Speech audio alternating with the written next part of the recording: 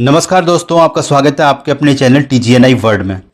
अमेरिकी राष्ट्रपति Joe Biden ने चीन के BRI प्रोजेक्ट को काउंटर करने के लिए G7 समूह की संयुक्त $600 अरब की GIP यानी कि ग्लोबल इंफ्रास्ट्रक्चर पार्टनरशिप परियोजना की घोषणा की है, जिसका उद्देश्य वैश्विक बुनियादी ढांचे पर निवेश के लिए 2027 तक $600 बिलियन की रकम जुटानी है।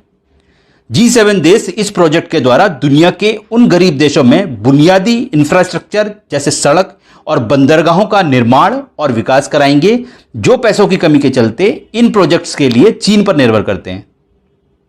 जैसा कि आप जानते ही हैं कि चीन अपने BRI प्रोजेक्ट्स की आड़ में गरीब देशों को अपने भारी भरकम कर्ज के जाल में फंसा रहा है और साथ ही दुनिया भर में अपने आर्थिक, राजनयिक और सामरिक जाल को फैला रहा है, जिसके चलते पश्चिमी देशों और खासकर अमेरिका की वैश्विक क्षेत्र में पकड़ ढीली हो रही है।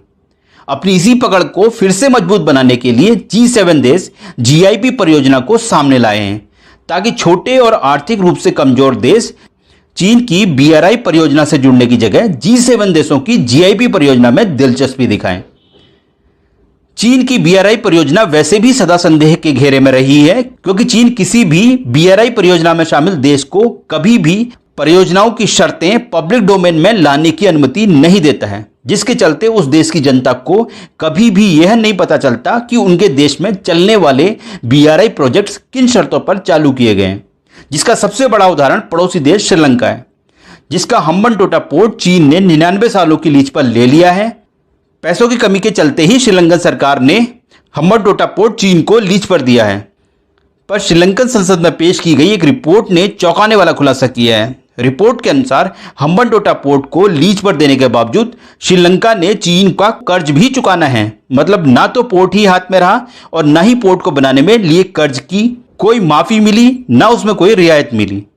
इसी विषय में पारदर्शिता लाने के लिए G7 देश GIP परियोजना से जुड़े प्रोजेक्ट्स में खुद निवेश करने की जगह प्राइवेट कंपनियों को निवेश करने के लिए मोटिवेट करेंगे, ताकि उन गरीब देशों में जहां GIP के प्रोजेक्ट्स चलेंगे, G7 देशों का कोई कंट्रोल या दखलंदाजी नहीं रहेगी।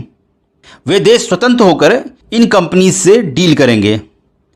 आपकी राय में चीन की BRI परियोजना और G7 देशों की GIP परियोजना में कौन ज्यादा बेहतर है? कृपया कमेंट्स करके हमें जरूर बताएं। धन्यवाद।